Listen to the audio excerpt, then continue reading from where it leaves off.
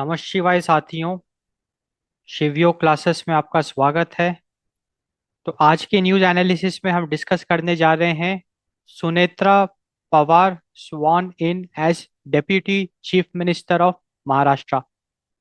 तो Sunetra Pawar, who is the wife of Ajit Pawar, she became the deputy chief minister of Maharashtra after the death of Ajit Pawar. तो इस news को हम काफ़ी डिटेल में एनालाइज करेंगे आज के न्यूज़ एनालिसिस में। So will be looking at, सबसे पहले हम ये देखेंगे the breaking of the nationalist Congress party NCP, क्योंकि एनसीपी दो गुट में टूट गई। ये महाराष्ट्र पॉलिटिक्स का एक बहुत बड़ा इवेंट है। Like the nationalist Congress Party of Ajit Pawar and Nationalist Congress Party Sharad Pawar, उसको हम डिस्कस करेंगे। फिर हम डिस्कस करेंगे the death of Ajit Pawar, कि अचानक से अजीत पवार की डेथ कैसे हो गई, इट वाज अ एक्सीडेंट, उसको हम काफी डिटेल में डिस्कस करेंगे। Then we will be talking about Sunetra Pawar sworn in as deputy chief minister of Maharashtra. तो सुनेत्रा पवार पहली महिला हैं जो कि महाराष्ट्र की डेप्यूटी चीफ मिनिस्टर बनी है। इससे पहले कोई भी महिला महाराष्ट्र की डेप्यूटी चीफ मिनिस्टर का पद उनको नहीं मिला है। तो हम काफी डिटेल में डिस्कस करेंगे।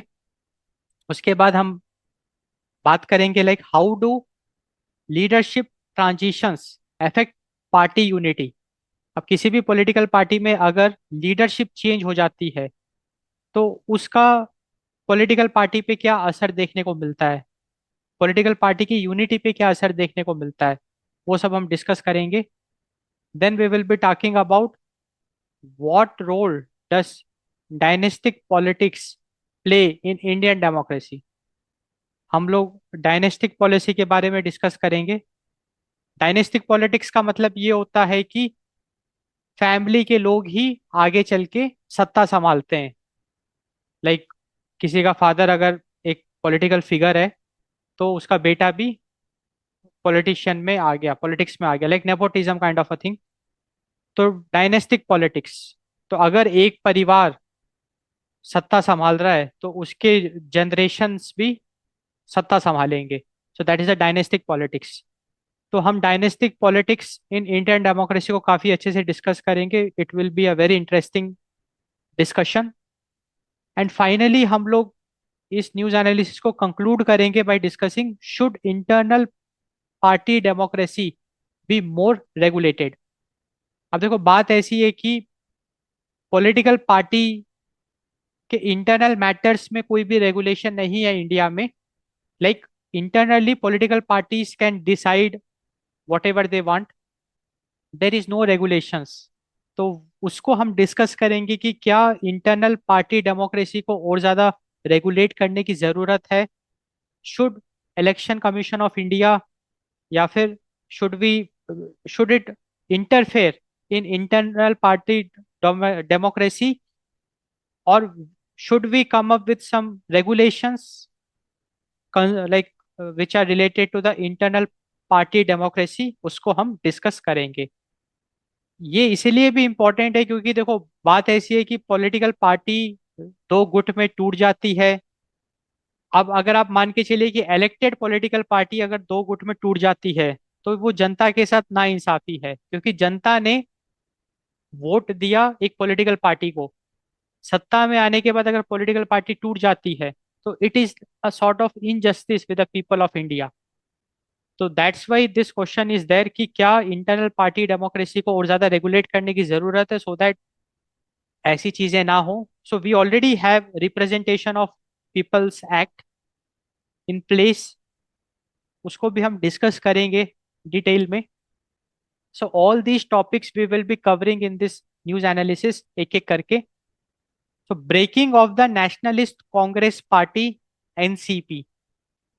सो if we talk about the breaking of the Nationalist Congress Party NCP, so the Nationalist Congress Party underwent a significant vertical split in July 2023। तो जुलाई 2023 में नेशनलिस्ट कांग्रेस पार्टी दो गुटों में टूट गई following a rebellion led by Ajit Pawar against his uncle and party founder Sharad Pawar. तो दो गुट में एनसीपी टूट गई।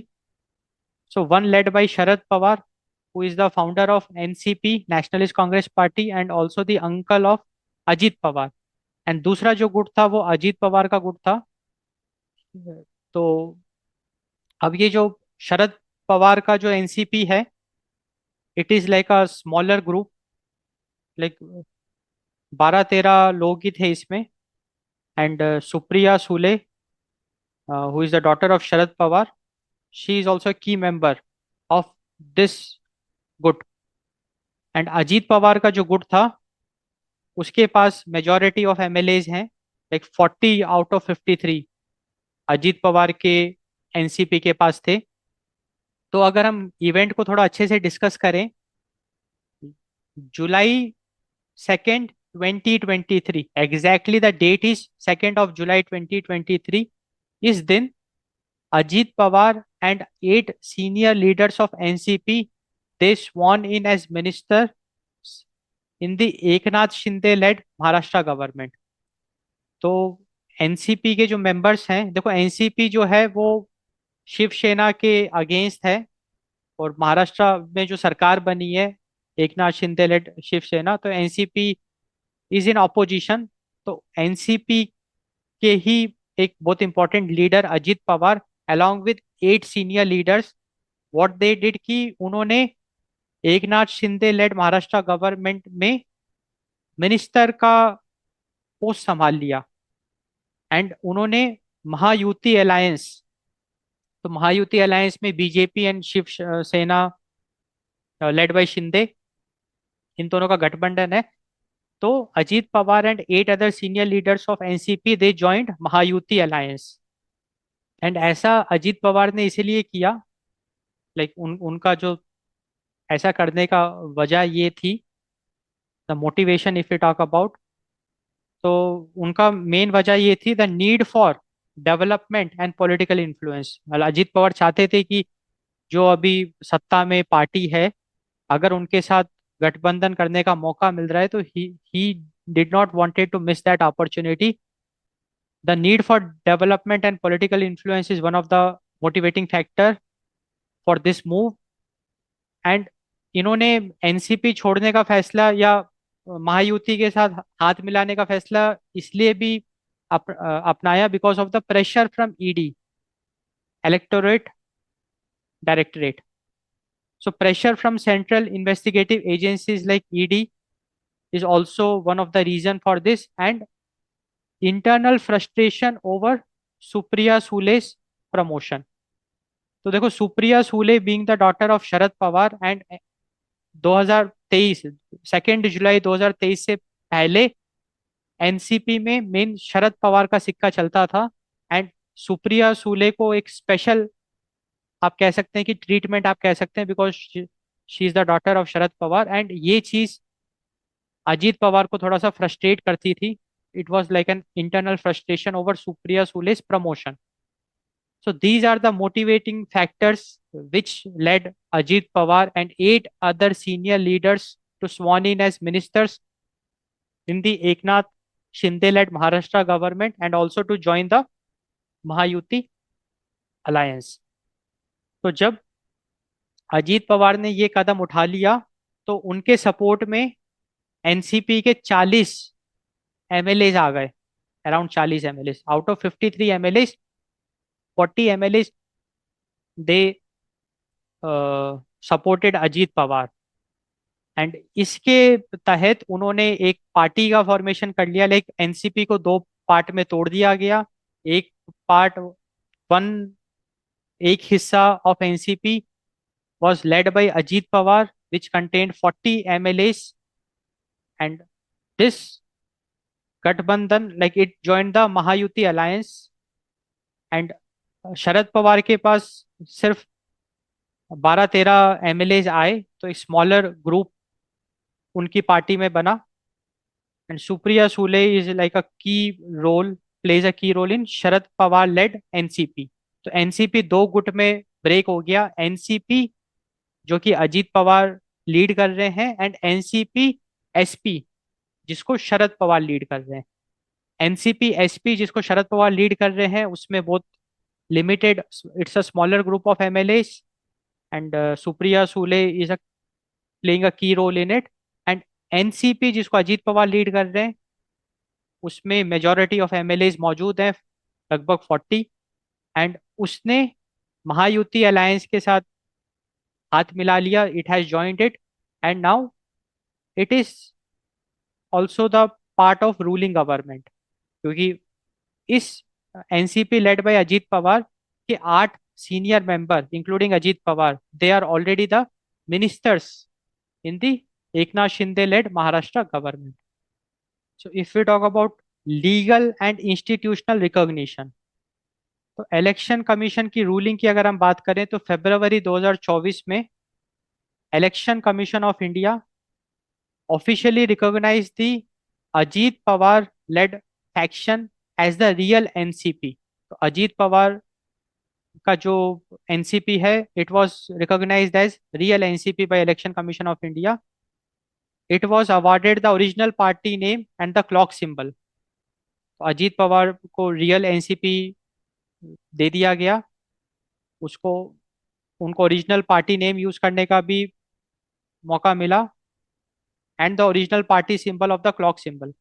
तो एक तरीके से एनसीपी जो ओरिजिनल एनसीपी है वो अजीत पवार को मिल गई, and it was based on the test of legislative majority. क्योंकि हमने ऑलरेडी देखा कि अजीत पवार के पास ज्यादातर एमएलए आए, so test of based on the test of legislative majority the real NCP was given to Ajit Pawar led faction. And speaker's decision की अगर हम बात करें, लाइक महाराष्ट्र असेंबली के जो स्पीकर हैं राहुल नार्वेकर, उन्होंने भी डिसाइड किया, डिक्लेयर कर दिया Ajit Pawar group as the official NCP, declared Ajit Pawar group as official NCP and dismissed disqualification petitions. अब इसके तहत शरद पवार को नया पार्टी बनाने का को कहा गया। तो Sharad Pawar led faction, they had to make a new party. तो उन्होंने नेशनलिस्ट कांग्रेस पार्टी शरद चंद्र पवार एसपी का गठन किया, and they came up with a new party symbol, that is man blowing टूरा, that is a trumpet symbol. तो ये 2023 की घटना है।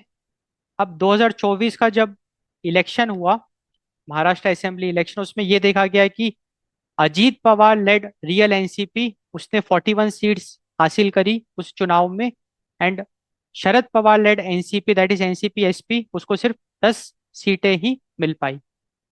तो this was the breaking of the nationalist Congress party NCP. The death of Ajit Pawar, अब हम डिस्कस करेंगे the death of Ajit Pawar. तो अजीत पवार जो कि महाराष्ट्र के डेप्यूटी चीफ मिनिस्टर थे एंड नेशनलिस्ट कांग्रेस पार्टी के प्रेसिडेंट थे, he was he died in a plane crash, and it was a private plane crash में on the morning of 28th जनवरी 2026। तो पवार जो है अजीत पवार वो मुंबई से बारामती जा रहे थे, तो फॉर दी जिला परिषद इलेक्शन कैंपेन। और जब ये घटना घटी तो ही वॉज 66 ईयर्स ओल्ड।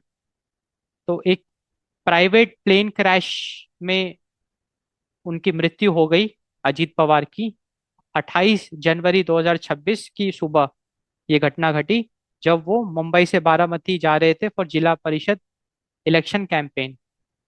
तो अगर हम थोड़ा सा और डिटेल में इंसिडेंट को देखें, तो सुबह लगभग 8:44 AM, 8:44 AM Indian standard time,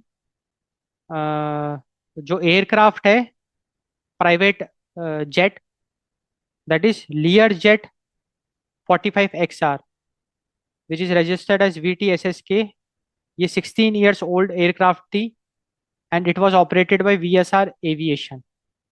और ये जो प्राइवेट जेट है Lear jet 45XR which was operated by VSR aviation, 16 years old this air. इसी में अजीत पवार बैठे थे, वो मुंबई से बारामती जा रहे थे। उनके साथ साथ पांच छह लोग और थे। सबकी मृत्यु हो गई, क्योंकि वो जब पहले प्लेन क्रैश किया तो प्लेन में जितने भी लोग थे, प्राइवेट जेट में, सब लोगों की जान चली गई।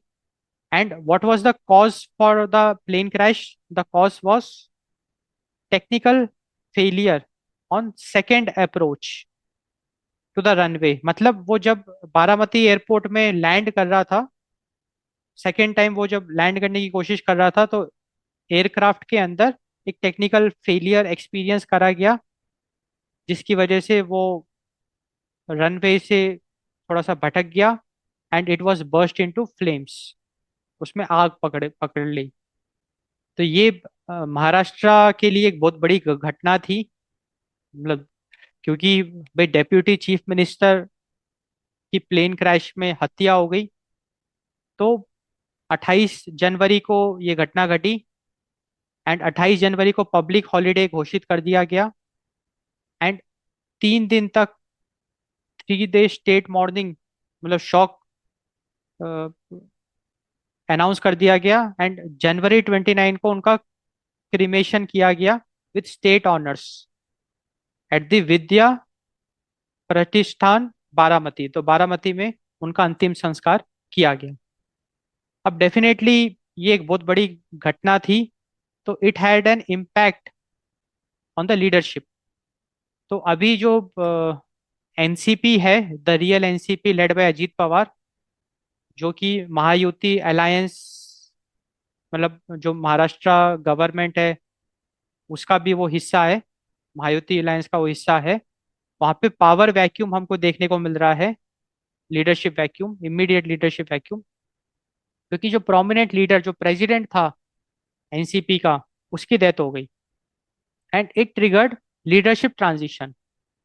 तो अब नए लीडर को चुनने की बात आने लग गई। Sunetra Pawar sworn in as deputy chief minister.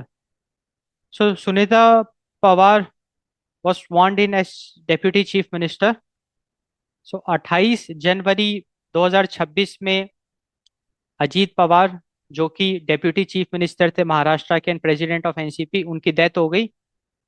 29 जनवरी को उनका अंतिम संस्कार किया गया। एंड 31 जनवरी को उनकी wife Sunetra Pawar became the deputy chief minister and the president of NCP on January 31st, 2026, and she was the first woman in this post.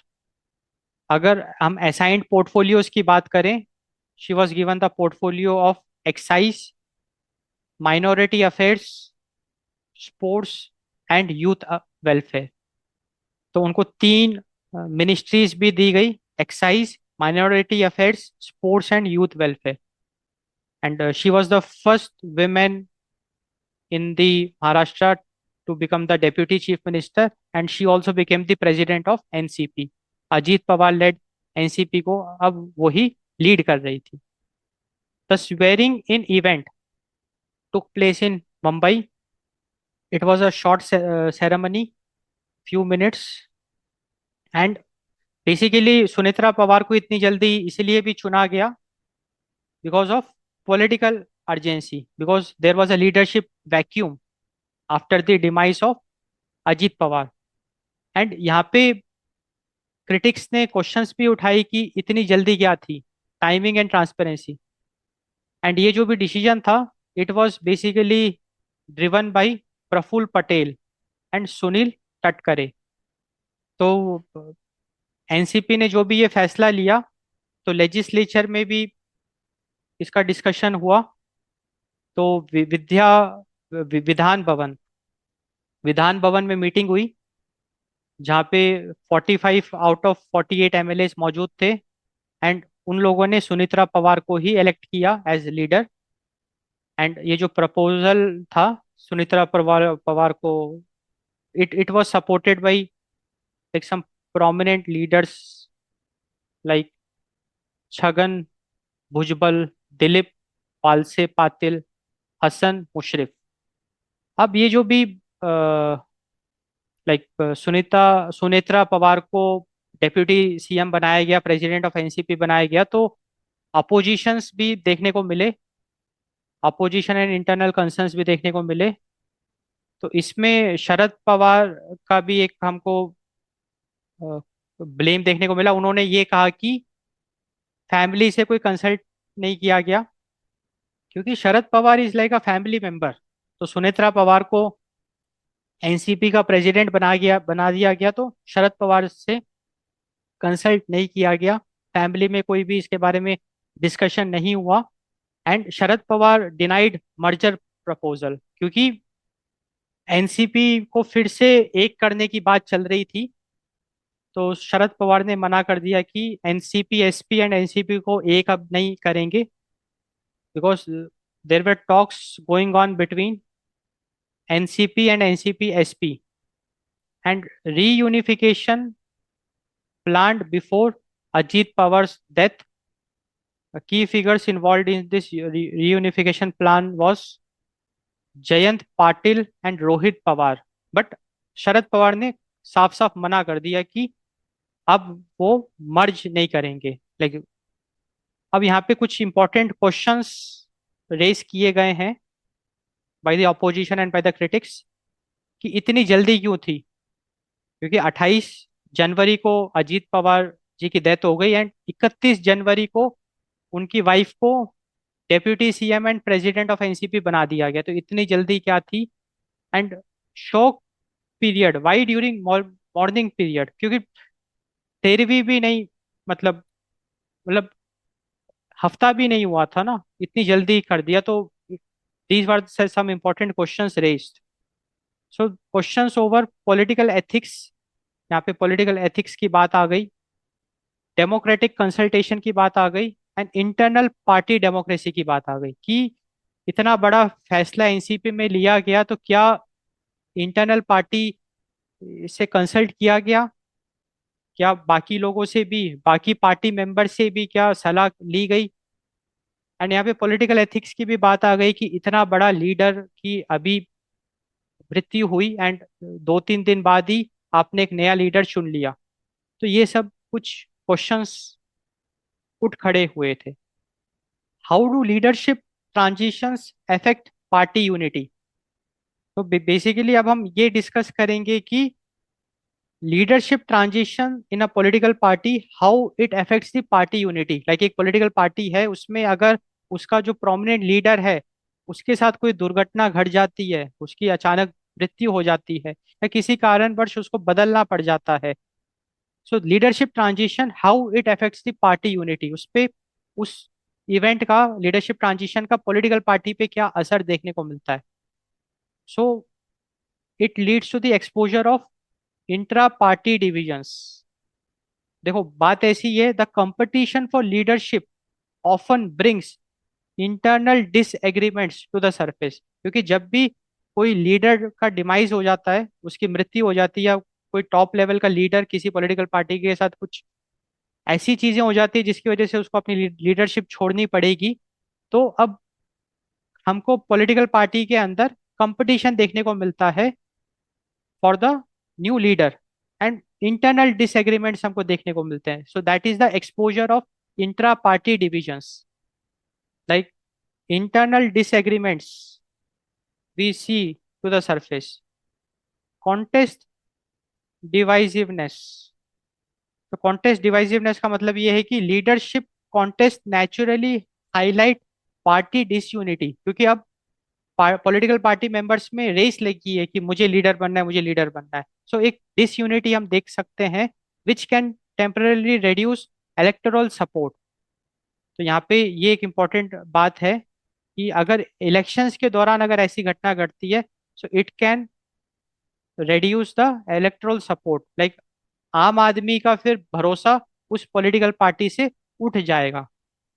यहाँ पे दूसरा एक इंपॉर्टेंट पहलू है, that is factional rivalry. So frequent transitions can intensify political rivalries, shifting the party's focus from governance to internal power struggles.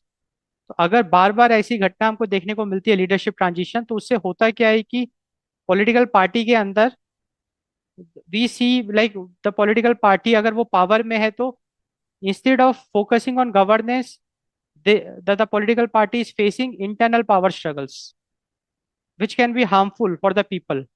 क्योंकि political party ने अगर सरकार बनाई है तो it should focus on governance, but because of frequent leadership transitions, instead of focusing on governance, it will be subjected to internal power struggles and power vacuum. तो definitely जब भी लीडरशिप ट्रांजिशन, अगर कोई लीडर की मृत्यु हो गई या किसी कारणवश अगर उसको गद्दी छोड़नी पड़ गई, तो वहां पे पावर वैक्यूम हमको देखने को मिलता है. So unexpected departures can create power vacuums leading to covert conversations and political maneuvering outside of formal party meetings. So, covert conversations and political maneuvering outside formal meetings. So, overall impact की अगर हम बात करें, so we can see challenges to cohesion and strategic focus. तो एक तरीके से political party के अंदर हमको डिसयूनिटी देखने को मिलता है एंड स्ट्रैटेजिक फोकस शिफ्ट हो जाता है. Like rather than focusing on governance, the political parties like busy in dealing with internal power struggles, electoral and performance context. So basically, the political party's current standing significantly influences how members react to a new leader. तो political party की जो current situation है, current standing है, it influences how members react to a new leader.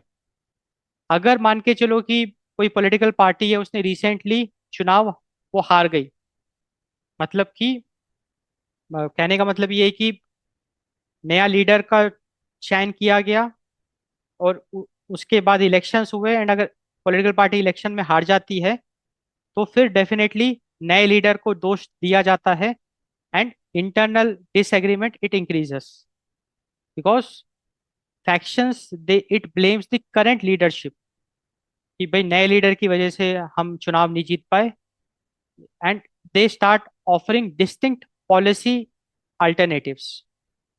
दूसरा context है governing advantage. मतलब कि अगर नए लीडर की वजह से अगर पॉलिटिकल पार्टी चुनाव जीत जाती है तो फिर पॉलिटिकल पार्टी के जो भी मेंबर्स हैं वो फिर मक्खन लगाना शुरू कर देते हैं, वो फेवर करना शुरू कर देते हैं फॉर द न्यू लीडर, क्योंकि भाई उसी ने जीत दिलाई है. So they rally around leaders, and the goal is to maintain the stability, maintain power and stability, even with varying preferences. हो सकता है कि वो पर्सनली उस नए लीडर को पसंद ना करते हो, बट उस नए लीडर के आने की वजह से अगर पॉलिटिकल पार्टी चुनाव जीत जाती है तो फिर उसको सपोर्ट किया जाता है. इसमें तीसरा पहलू है ऑपोजिशन फ्रेजिलिटी. देखो बात ऐसी है, ऑपोजिशन फ्रेजिलिटी को समझते हैं. Like let us suppose ruling government में एक बहुत पावरफुल पार्टी है, और मतलब रूलिंग गवर्नमेंट बहुत अच्छा काम कर रही है, सिटिंग गवर्नमेंट में हमको काफी स्ट्रांग इकोनॉमिक ग्रोथ देखने को मिल रहा है. तो फिर ऑपोजिशन जो होता है वो बौखलाने लग जाता है, क्योंकि फिर ऑपोजिशन को लगता है कि हम कभी रूलिंग सिटिंग गवर्नमेंट को हरा ही नहीं पाएंगे क्योंकि इतना अच्छा काम कर रही है. तो जिसकी वजह से काफी सारे जो अपोजिशन पार्टी के मेंबर्स हैं वो डीमोटिवेट फील करने लग जाते हैं एंड वो खुद ही पार्टी छोड़ देते हैं. That is the opposition fragility. So opposition fragility is prone to division. So the idea is, if we have a weak opposition which is fighting against the very powerful sitting government, in that scenario, the weak opposition is prone to division because they perceive failing leadership, especially during the strong economic growth of sitting government. तो electoral and performance context हमने देखा कि कैसे leadership transition affects the party unity. अगर leadership transition की वजह से political party election हार जाती है तो पॉलिटिकल पार्टी की यूनिटी में मतलब काफी हमको डिसएग्रीमेंट्स देखने को मिलते हैं एंड नई लीडरशिप को ब्लेम किया जाता है एंड पॉलिसी अल्टरनेटिव्स की बात करी जाती है. अगर नए लीडर की आने की वजह से because of the leadership transition अगर पॉलिटिकल पार्टी चुनाव जीत जाती है तो फिर पार्टी में यूनिटी हमको देखने को मिलती है. पार्टी के मेंबर्स उस नए लीडर को फुल सपोर्ट करते हैं डिस्पाइट ऑफ हैविंग पर्सनली अगर वो सपोर्ट ना करते हो बट पार्टी के हित के लिए उसको सपोर्ट करते हैं। And opposition fragility, like opposition में भी हमको ये देखने को मिला कि अगर एक वीक अपोजिशन है fighting against a very strong sitting government, it is prone to division, it is prone to division. Selection methods and legitimacy, तो यहाँ पे अब हम बात करेंगे the process use to choose a leader affects their ability to unify the party. क्योंकि देखो बात ऐसी है कि अब अगर लीडरशिप ट्रांजिशन की बात आ रही है तो नए लीडर को चुनने की बात आ रही है। So how that new leader should be chosen, the process of that will affect the party's unity and how, let us see। तो तीन तरीके हैं। एक तरीका है डेमोक्रेटिक सिलेक्शन। तो डेमोक्रेटिक सिलेक्शन का मतलब ये है कि पॉलिटिकल पार्टी के जो मेंबर्स हैं वो इंटरनली वोट करके एक लीडर चुनेंगे, तो जिस लीडर को सबसे ज्यादा वोट मिलेगा ही विल बी इलेक्टेड। ये एक अच्छा अप्रोच है। It is like a more inclusive and transparent procedure, क्योंकि यहाँ पे सब लोगों ने अपना मत डाला। And it enhance legitimacy among rank and file members, it enhance legitimacy among rank and file members. दूसरा तरीका है क्वालिफाइड मेजॉरिटी। क्वालिफाइड मेजॉरिटी का मतलब ये है कि नॉन डिविजिव इलेक्शंस, मतलब कि हर एक पॉलिटिकल पार्टी का मेंबर वोट नहीं करेगा बट कुछ सीनियर लीडर्स को चुना जाएगा एंड वो आपस में वोट करके डिसाइड करेंगे कि किसको लीडर बनाना है। सो क्वालिफाइड मेजोरिटी से अगर कोई लीडर चुनता है तो that is selected through non divisive elections and with a qualified majority and better position to capitalize on popularity and maintain party discipline. तीसरा तरीका है centrist appeal. So candidates whose preferences are closer to the party's median ideological position generally attract broader internal support। तो यहाँ पे basically as such कोई चुनाव नहीं होता है इंटरनली, कोई मतलब इलेक्शंस नहीं कराए जाते। रादर ऐसे मेंबर को चुना जाता है जिसकी सोच, जिसकी आइडियोलॉजी पार्टी की आइडियोलॉजी के साथ मैच करती हो, जो बहुत इन्फ्लुएंशियल हो और जो पार्टी के लिए बहुत अच्छा काम करता हो, जो टॉप परफॉर्मिंग आप कह सकते हैं कि party member. So preferences closer to party's median ideological position generally attract broader internal support। तो हमने देखा कि तीन तरीके हैं लीडर को चुनने का। पहला तो है कि डेमोक्रेटिक सिलेक्शन, जहाँ पे पॉलिटिकल पार्टी के हर एक मेंबर वोट डालेगा। दूसरा है क्वालिफाइड मेजोरिटी, जहाँ पे कि कुछ पॉलिटिकल पार्टी के मेंबर्स को चुना जाएगा जो कि वोट करेंगे फॉर द लीडर। और तीसरा है सेंट्रलिस्ट अपील, जहाँ पे कि कोई एक ऐसा पॉलिटिकल पार्टी का मेंबर जो कि बहुत अच्छा परफॉर्मिंग है एंड जिसकी आइडियोलॉजी पार्टी की आइडियोलॉजी के साथ मैच करती है, तो लोगों के जबान में उसी का नाम आएगा कि भाई इसी को लीडर बनाओ बिकॉज ऑफ हिज इन्फ्लुएंस। तो इस तरीके से लीडर को चुना जा सकता है। एंड डेफिनेटली तीनों प्रोसीजर के अपने प्रोज एंड कॉन्स हैं। Democratic selection will definitely ensure party unity, qualified majority will also ensure party unity to some extent, and centralist appeal also कि भाई अगर कोई बहुत ही हाई परफॉर्मिंग है तो सारे पॉलिटिकल पार्टी फिर मेंबर्स उसको सपोर्ट करेंगे। तो यहाँ पे the process itself is a key determinant of the leader's future unifying power। यहाँ पे सारा खेल प्रोसेस का है। और the fourth important factor is the continuity and institutional strength। So, the long term unity of a political party often depends on how well it manages the ripple effect of the change। क्योंकि जब भी leadership में change होगा तो एक ripple effect देखने को मिलेगा, और जितने अच्छे से वो रिपल इफेक्ट मैनेज कर लेती है पॉलिटिकल पार्टी, उतना लॉन्ग टर्म यूनिटी हमको देखने को मिलेगा। तो इसमें भी कुछ इंपॉर्टेंट पहलू हैं, लाइक पॉलिसी डिसकंटिन्यूटी। तो देखो बात ऐसी है कि अगर लीडरशिप चेंज हो रही है तो कोई पॉलिसी लॉन्ग टर्म तक नहीं चलेगी।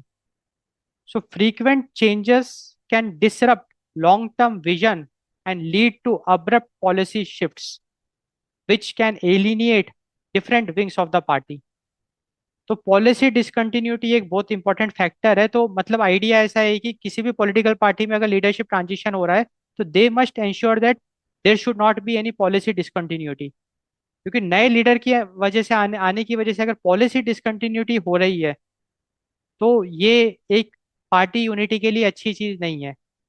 Because frequent changes can disrupt long term vision and lead to abrupt policy shift which political party members may not like. Trust building, so leadership transitions it often end stable working relationships, requiring a period where new trust must be built between the leader and their followers। क्योंकि देखो जब भी leadership transition होता है, नया leader अगर political party में आता है तो उसके सामने जो सबसे बड़ा चैलेंज है वो है ट्रस्ट बिल्डिंग का। And it will require certain amount of time, because to build a new trust between the leader and their followers it will take some time, some effort, and it is also very important। अगर trust बन गया तो फिर long term unity हमको देखने को मिलेगा। Institutional frameworks, implementing clear succession plans and independent oversight can help maintain stability and prevent sudden overhauls that might fracture the party। मतलब कहने का मतलब ये है कि जब भी लीडरशिप ट्रांजिशन अगर होगा तो there should be a clear plan in place, उसको हम कहते हैं clear succession plans and independent oversight. अगर क्लियर सक्सेशन प्लान होगा एंड इंडिपेंडेंट ओवरसाइट होगा it can help maintain stability and prevent sudden overhauls that might fracture the party. What role does dynastic politics play in Indian democracy. अब हम discuss करेंगे कि Indian democracy में dynastic politics का क्या role है। What role does dynastic politics play in Indian democracy. तो सबसे पहले let us try to understand कि डायनेस्टिक पॉलिटिक्स होती क्या है। So if I talk about the dynastic politics, तो डायनेस्टिक पॉलिटिक्स का मतलब ये होता है कि political power is inherited within families. Like अगर कोई फैमिली सत्ता में आ गई तो उसकी नेक्स्ट जनरेशन भी सत्ता में रहेगी, उसकी नेक्स्ट जनरेशन भी सत्ता में रहेगी, लाइक दैट। तो that is the dynastic politics. अगर हम इंडियन नेशनल कांग्रेस की बात करें तो लाइक सोनिया गांधी, फिर प्रियंका गांधी, राहुल गांधी, ये सब भी पॉलिटिक्स में आ गए। So that is dynastic politics. So if we look at the recent data from the association for democratic reforms ADR in 2025-26, तो association for democratic reforms, association for democratic reforms ने recently data publish किया है 2025-26 का। इस data के हिसाब से approximately 21% of the sitting legislatures, like the MPs, MLAs, and MLCs in India have dynastic backgrounds। तो लगभग 21% जो सिटिंग लेजिस्लेचर्स हैं including MLAs, MPs, MLCs, they have dynastic backgrounds. तो ये एक बहुत इंपॉर्टेंट फाइंडिंग है। तो यहाँ से हमको रोल ऑफ डायनेस्टिक पॉलिटिक्स समझ में आ रहा है इन इंडियन डेमोक्रेसी। लाइक लगभग 21% sitting legislatures are with dynastic backgrounds.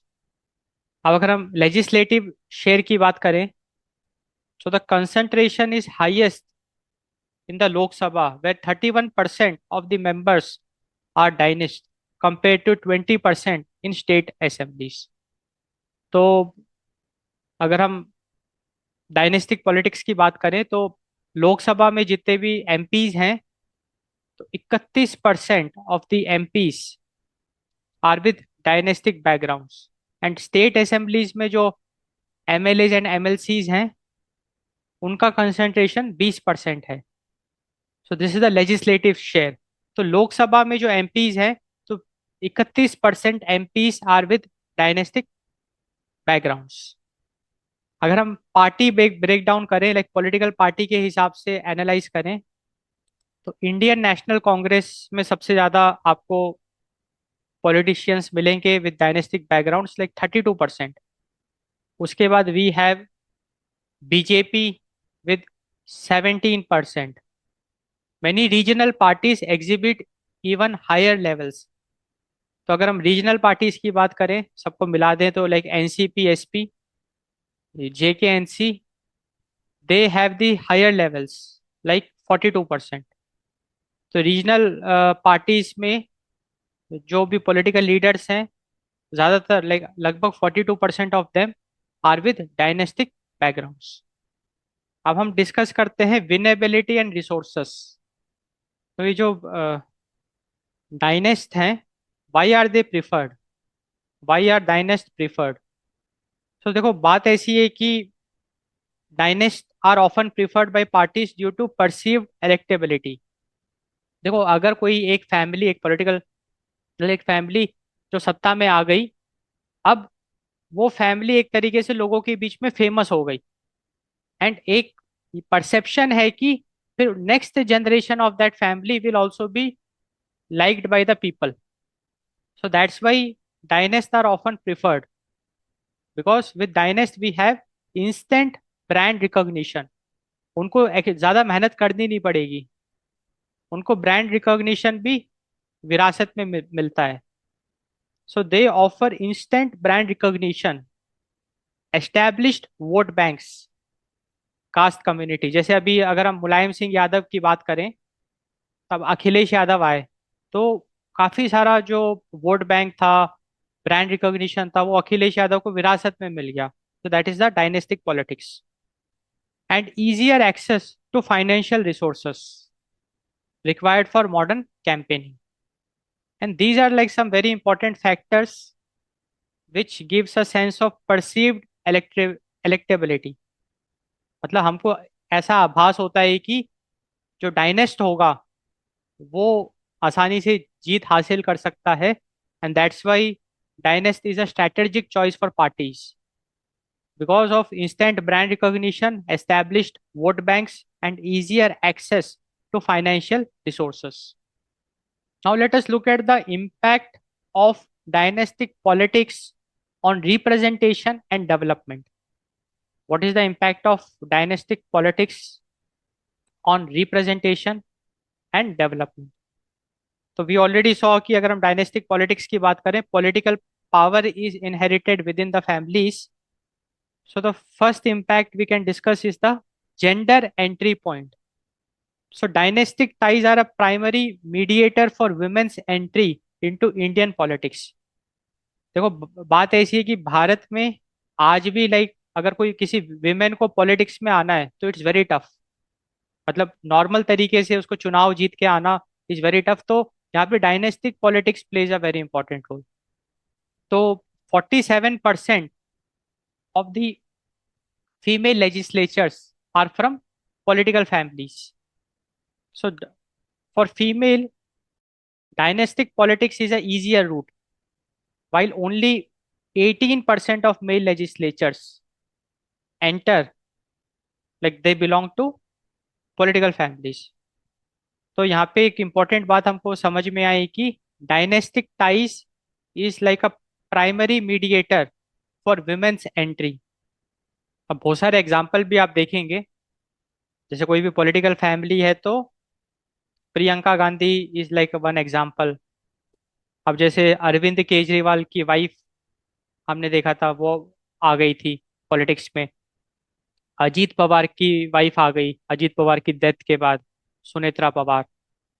तो dynastic tie is a primary mediator for women's entry. अगला जो इम्पैक्ट है of dynastic politics in Indian democracy, that is the development reversal of fortune. अब इस reversal of Fortune का क्या मतलब है, इसको समझते हैं। देखो बात ऐसी है कि जो फाउंडर्स हैं, मतलब जिन्होंने एकदम जीरो से शुरुआत करी थी, वो तो काफी एफर्ट लगाते हैं। They put more effort to establish legacy, build trust, and they put lots of efforts in initial local development. तो जो भी शुरुआत के लोग हैं जिनको सत्ता विरासत में नहीं मिली, जिन्होंने सत्ता हासिल करी, वोट्स चुनाव जीत के, उन्होंने काफी एफर्ट लगाया होगा, काफी जन कल्याण का काम किया होगा, इनिशियल लोकल डेवलपमेंट, उन्होंने अपनी खुद की लेगेसी बनाई है। बट अगर किसी को, कोई अगर पॉलिटिकल फैमिली से बिलोंग कर रहा है, उसको सत्ता फ्री में मिल रही है, जो डिसेंडेंट्स हैं, दैट्स अ डायनेस्टिक पॉलिटिक्स, उनको क्या है कि since they are inheriting the loyal voters, they are inheriting the brand recognition, instant brand recognition, they are inheriting the vote banks, financial resources उनके पास है, तो they may underperform due to moral hazard. क्योंकि जब उनको ये सब चीजें विरासत में मिल गई, तो वो हो सकता है उतनी मेहनत ना करें, हो सकता है इसका मिसयूज भी करें, and that is the reversal of Fortune. So in the long run, this often results in constituencies represented by dynasties having higher poverty, fewer public goods. तो ये एक बहुत बड़ा ड्रॉबैक है ऑफ डायनेस्टिक पॉलिटिक्स, जहाँ पे की जो युवा पीढ़ी है, वो अगर उनको सत्ता विरासत में मिली, अगर वो पावर में आती है, तो वो उतना सीरियसली काम नहीं करती, क्योंकि उनको, एंड वो अंडर परफॉर्म करती है, जिसकी वजह से डेवलपमेंट हमको देखने को नहीं मिलता है। In the long run we see higher poverty, fewer public goods, and this is the reversal of fortune. Reversal of fortune मतलब जो फॉर्च्यून उनके पूर्वज ने क्रिएट किया, नई जनरेशन ने उसको रिवर्स कर दिया। रिवर्सल ऑफ फॉर्च्यून रिवर्स इसलिए कर दिया क्योंकि फिर लॉन्ग रन में उनकी गुडविल खराब हो गई, एंड फिर उनके जो नेक्स्ट जनरेशन होंगे, उनको वो इंस्टेंट ब्रांड रिकॉग्निशन नहीं मिलेगा, उनको वो लेगेसी नहीं मिलेगी। So that is the reversal of fortune. So it's a, like a very like a big drawback of dynastic politics as seen in the Indian democracy. अगला important impact अगर हम discuss करें, that is subaltern representation. So for marginalized groups like backward caste and Muslims, so for marginalized groups, dynastic ties can act as an informal reservation, helping them overcoming high systemic barriers.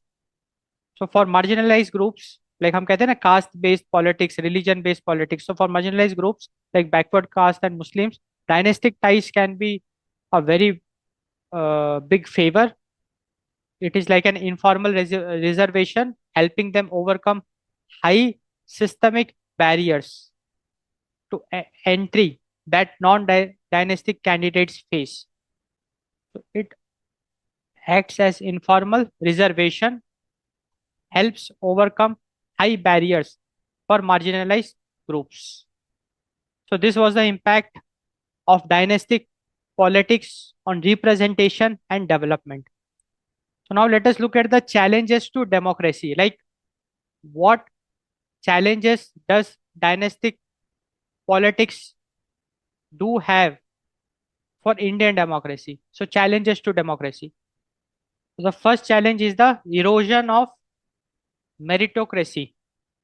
मतलब अब dynastic politics की वजह से merit को ignore कर दिया जाता है। जो लीनिएज होते हैं, they often overrides individual competence, discouraging fresh talent and grass root workers from rising through party ranks. तो ये एक बहुत बड़ा पॉइंट है। देखो, डायनेस्टिक पॉलिटिक्स की वजह से क्या होता है कि जो फैमिली सत्ता में है, उन फैमिली के मेंबर्स को, नेक्स्ट जनरेशन को एक बहुत बड़ा फेवर मिलता है, जिसकी वजह से जो सही मायने में कंपटेंट है, जो फ्रेश टैलेंट है, ग्रास रूट वर्कर है, जो सही मायने में कंपटेंट है, उसको इग्नोर कर दिया जाता है। एंड जो पॉलिटिकल फैमिली का जो भी वारिस है, उसको एक फेवर दिया जाता है। सो that is the erosion of meritocracy. मतलब मेरिट के बेसिस पे नहीं, बल्कि डायनेस्टिक पॉलिटिक्स, मतलब कि पॉलिटिकल फैमिली, एक तरीके से आप नेपोटिज्म भी कह सकते हैं, उसके बेसिस पे उसको चुना जा रहा है। Second challenge to democracy is the weak internal democracy among the political parties. So the point is the dominance of family high commands, देखो बात ऐसी है कि अगर हम पॉलिटिकल पार्टी की बात करें तो वो पॉलिटिकल पार्टी एक फैमिली की नहीं हो सकती है, क्योंकि पॉलिटिकल पार्टी में बहुत सारे मेंबर्स होते हैं जो चुनाव जीतते हैं। तो वो सारे मेंबर्स एक एक ही फैमिली के तो नहीं हो सकते, सब अलग अलग फैमिलीज के हैं। तो अगर मान के चलिए कि एक पॉलिटिकल फैमिली है, लाइक फॉर एग्जांपल अगर हम शिवसेना की बात करें, बाल ठाकरे, तो उनकी फैमिली है। तो भाई जब उन्होंने पॉलिटिकल पार्टी बनाई थी तो उन्हीं का बोलबाला था, उन्हीं की चलती थी, उसको कहते हैं high command, dominance of family high command. इससे होता क्या है, जब किसी भी पॉलिटिकल पार्टी में dominance of family high commands होता है तो it leads to centralise decision making, wherein the decision will be made by that family, that political family, and it will be lack of transparent, क्योंकि वो जो decision लेंगे तो ऐसा नहीं कि सबसे सलाह लेंगे, उनको जो सही लगता है वो करेंगे। And competitive internal elections for candidate selection. तो मतलब कहने का मतलब ये है कि अगर डायनेस्टिक पॉलिटिक्स पिक्चर में है, इसका मतलब एक फैमिली बहुत ज्यादा ओवर पावर कर रही है। जैसे अगर हम कांग्रेस की भी बात करें, इंडियन नेशनल कांग्रेस की, तो उसमें भी जो सोनिया गांधी की जो फैमिली है उसी का ज्यादा बोलबाला पहले तो था। तो मतलब बात ऐसी है कि कुछ भी डिसीजन लेना है तो फिर वो सेंट्रलाइज डिसीजन मेकिंग हो जाता है, जिसकी वजह से internal democracy within the political party weak हो जाता है।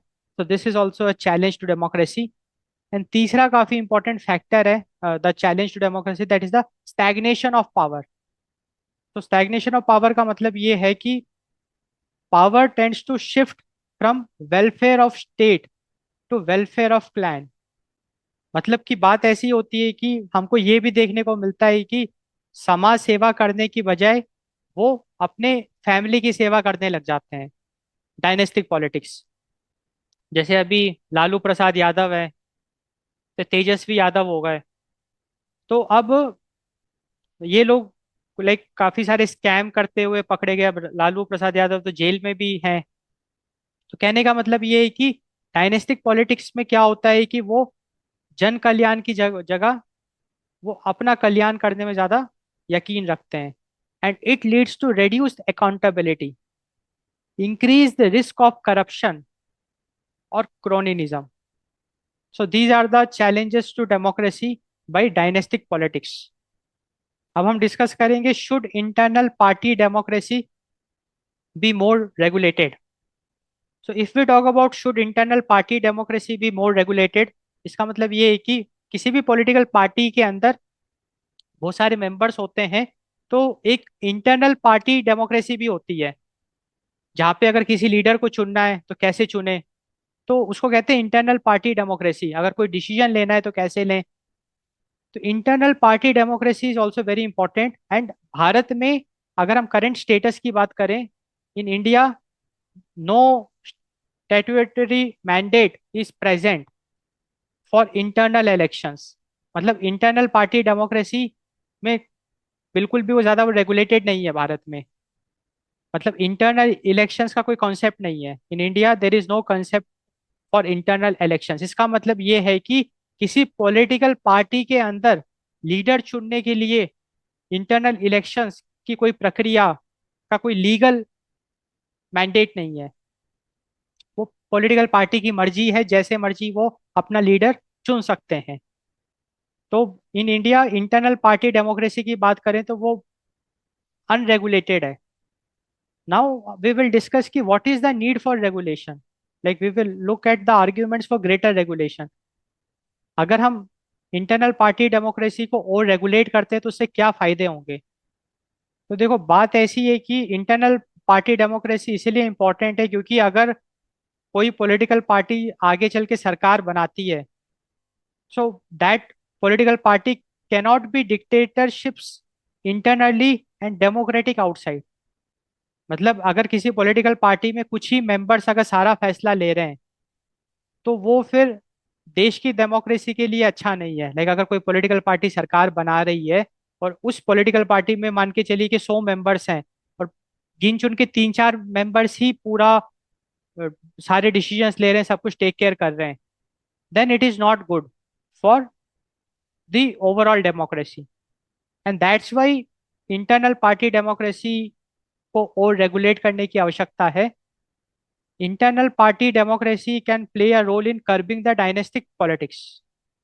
So, strict regulations would enforce merit-based selections, preventing parties from functioning as family enterprises, where leadership is inherited rather than earned. तो डायनेस्टिक पॉलिटिक्स में हमने देखा कि leadership is inherited. But अगर हम इंटरनल पार्टी डेमोक्रेसी को रेगुलेट कर देंगे, रूल्स लगा देंगे, इलेक्शंस को मैंडेटरी कर देंगे, तो फिर क्या होगा? Leadership will be earned and not inherited. So it will play a role in curbing the dynastic politics. It will play a role if we like impose greater regulations on internal party democracy, it will reduce criminalization, because then we will have transparent candidate selection process. So these processes would prioritize merit over mere winnability, which currently often leads to fielding candidates with significant money and muscle power. So, greater regulation for internal party democracy, it will ensure accountability. So, mandatory internal elections would make leaders answerable to the members of the political party, and it will ultimately reduce the high command culture, where a few leaders make all key decisions, including ticket distribution.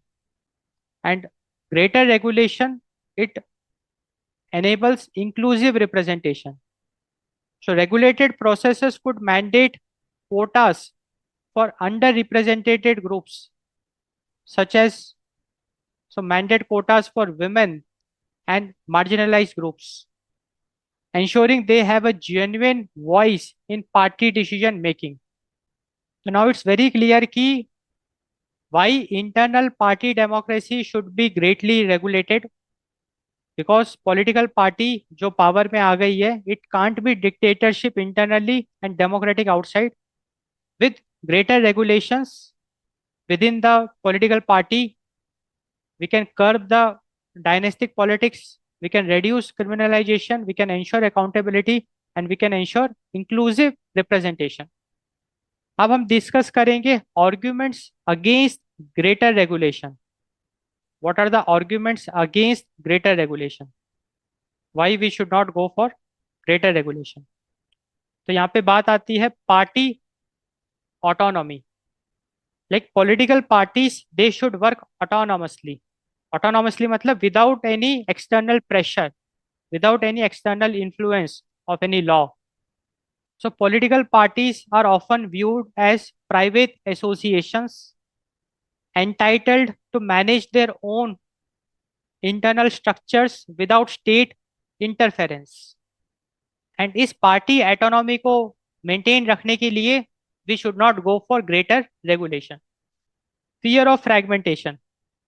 Leaders argue that centralized control is necessary to maintain unity and prevent factionalism, which could lead to party splits and political instability. क्योंकि अगर हम internal party democracy को regulate कर देंगे तो there are high chances कि लोगों के लाइक, क्योंकि फिर मेंबर्स, हर एक मेंबर के पास स्पेशल पावर आ जाएगी. अगर आप इंटरनल पार्टी डेमोक्रेसी को रेगुलेट कर दोगे, जहाँ पे कि आप इंटरनल इलेक्शंस को मैंडेटरी कर दोगे, इंक्लूसिव रिप्रेजेंटेशन को मैंडेटरी कर दोगे, जहाँ पे आप कुछ कोटास कर दोगे कि इतनी विमेन तो होनी होनी चाहिए, इतना परसेंट सीट या मतलब मेंबर्स मार्जिनलाइज ग्रुप के होने चाहिए.